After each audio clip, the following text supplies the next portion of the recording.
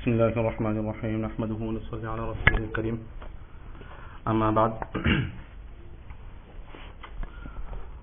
وبه قال حدثنا عبد الله بن يوسف قال أخبرنا ابن وهب قال أخبرني يونس عن ابن شهاب قال حدثني عروة أن عائشة رضي الله تعالى عنها وعنهم أجمعين زوج النبي صلى الله تعالى عليه وعلى آله وسلم حدثته أنها قالت النبي صلى الله تعالى عليه وعلى آله وسلم هل أتى عليك يوم كان أشد من يوم أحد؟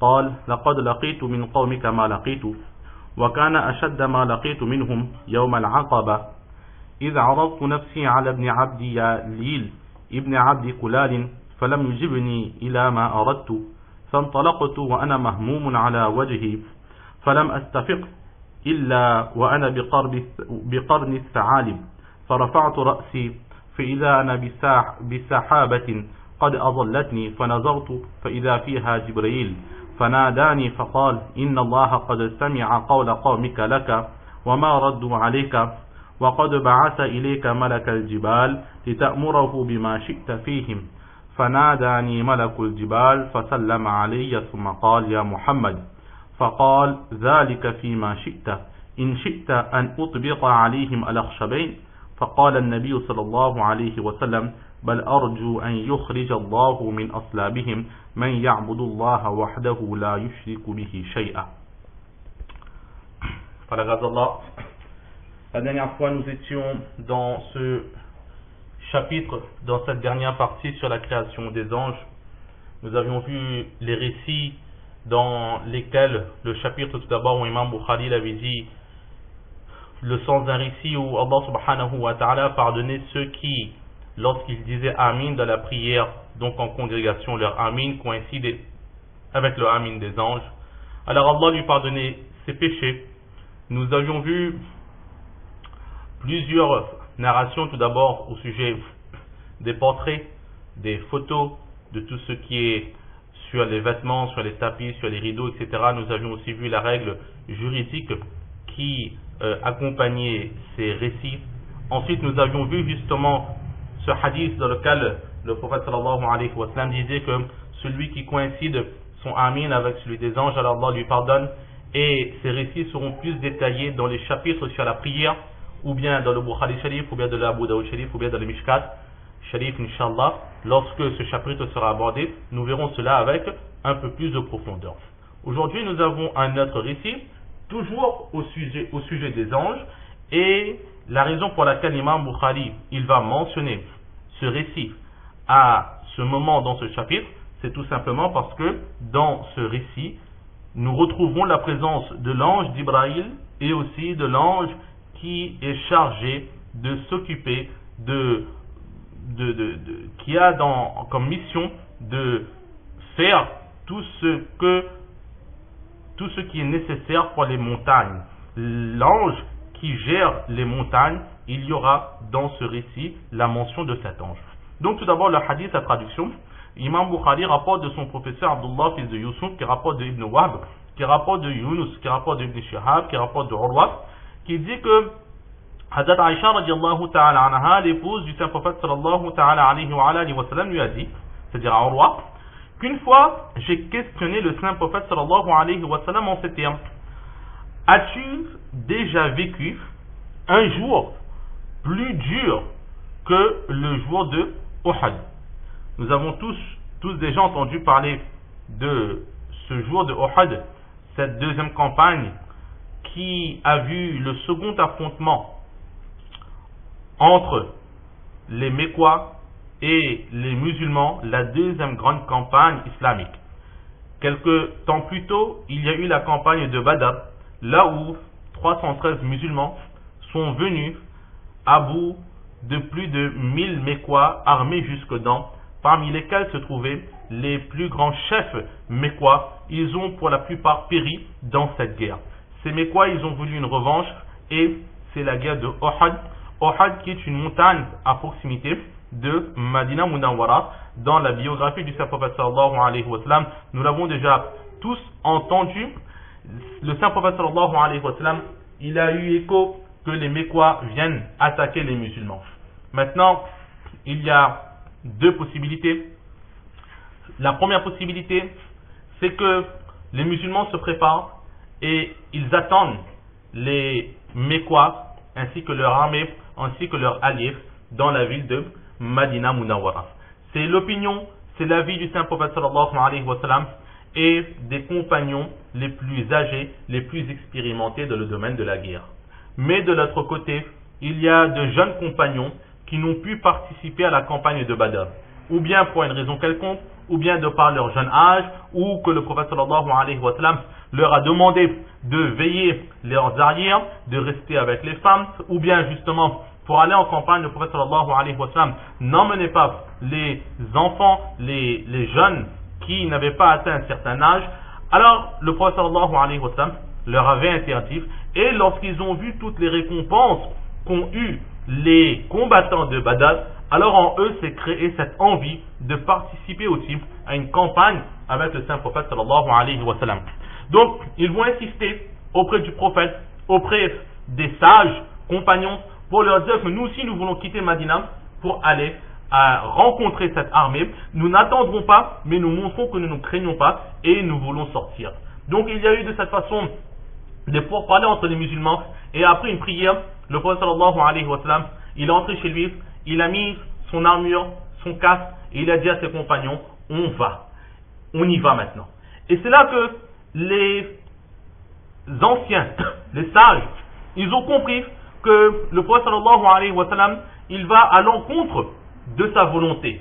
Pourquoi? Pour plaire, ou parce que l'enthousiasme de ses jeunes compagnons était tellement fort qu'il va accepter de les suivre. Les anciens vont comprendre cela. Et les jeunes, ils vont avoir peur qu'à cause de nous, le prophète sallallahu alayhi wa sallam, il fait ce qu'il n'a pas reçu l'ordre. Donc tout de suite, les jeunes comme les anciens, ils vont aller voir le prophète sallallahu alayhi wa sallam pour dire que, oh prophète d'Allah, ta décision sera la nôtre. Si vraiment tu veux rester sur Madina, nous resterons sur Madina. Nous ne serons pas obligés de partir à l'extérieur de Madina pour faire face à ces Mécois. Et c'est là que le prophète sallallahu alayhi wa sallam qui dit que la règle est que lorsqu'un prophète s'est vêtu de son armure, il est interdit pour ce prophète d'enlever cette armure tant que la victoire n'est pas revenue aux croyants ou que ce prophète soit martyr dans cette campagne. Donc les musulmans, ils vont partir vers la montagne de Uhud. Ceux qui sont déjà partis à Madina Munawwara, ils ont peut-être déjà vu cette montagne de Uhud qui se trouve à plusieurs kilomètres de la mosquée Nabawi de Madina Munawwara. Et c'est là que, enfin, stratège, le prophète sallallahu alayhi wa sallam, il va se mettre dos à une montagne de façon à ce que l'ennemi ne peut attaquer par derrière. Et ensuite, sur un petit monticule qui surplombe tout le terrain de Uhud, il va placer plusieurs archers avec cet ordre de ne pas descendre quoi qu'il arrive. C'est là que lorsque les Mécois vont venir, alors ces archers qui sont sur ce petit monticule de terre vont faire pleuvoir sur ces ennemis de l'islam leurs flèches, et ces Mécois ne pourront strictement rien faire et ils vont fuir ce terrain de Uhud pour rentrer chez eux. Mais en fuyant, ces archers qui sont au-dessus, donc sur ce petit monticule-là, il va y avoir une petite divergence entre eux. Qu'est-ce qu'ils vont dire? Ils vont dire que certains vont dire que ça y est, la victoire. Et pour nous, regardez en bas, les musulmans sont en train de récupérer les butins de guerre, tout ce que l'ennemi a laissé, ils sont en train de récupérer. Donc nous aussi, participons à cela.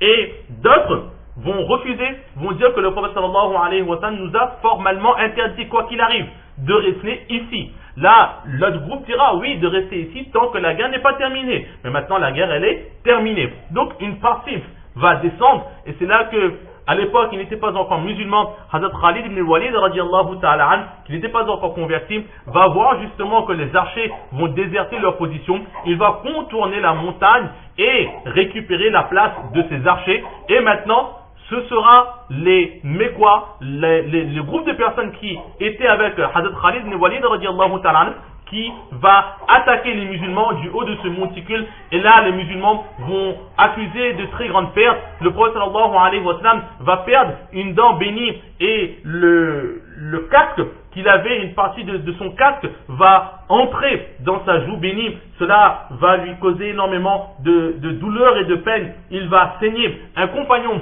qui viendra sous le saint prophète sallallahu alayhi wa sallam pour boire le sang béni du saint prophète sallallahu alayhi wa sallam, en disant que nous avons eu cette science que lorsque le sang d'un prophète toucher le sol, alors le châtiment d'Allah subhanahu wa ta'ala s'abattait sur ce peuple, et nous ne voulons pas de ce châtiment. Donc il va boire le sang du saint prophète sallallahu alayhi wa sallam, il va perdre une dent, il va être blessé, à un moment donné il sera épuisé, il va tomber dans une petite crevasse, et là un compagnon va lui donner son dos pour que le prophète sallallahu alayhi wa sallam puisse remonter. À ce moment, une personne, un ennemi, va crier que le prophète sallallahu alayhi wa sallam il est décédé, il est mort, il est martyr dans cette guerre. Les musulmans vont perdre en courage, et là ils vont accuser de leur perdre, et le prophète sallallahu alayhi wa sallam sera de notre côté attaqué par les flèches de l'ennemi, et un autre compagnon qui va se mettre devant lui dira au prophète d'Allah: aujourd'hui je suis ton bouclier, et de par ses mains il va caler, il va bloquer toutes les flèches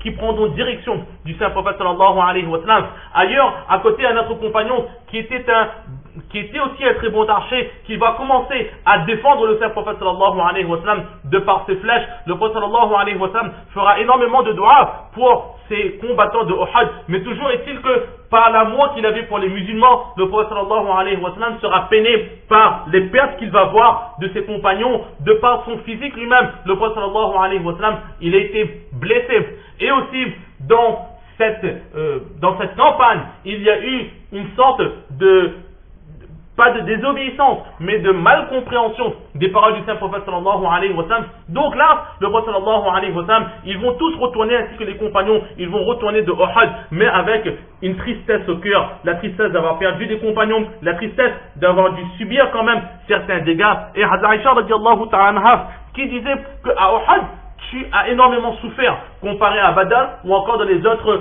campagnes. Mais est-ce que, à part Uhud, tu as souffert plus que ce que tu as vécu à Uhud?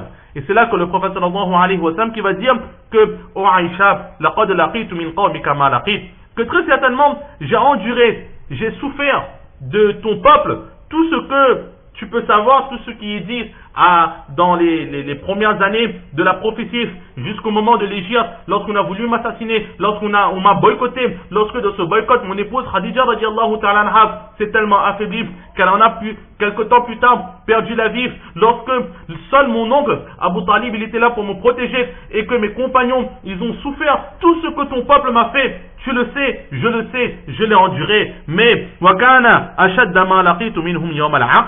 mais de ce que j'ai pu endurer à part Uhud de la part de ton peuple, ce qui m'a plus fait peur, c'est le jour de Aqaba. Le peuple de Aïcha radiallahu ta'ala anha, c'est tout simplement les Quraysh, donc les Mécois.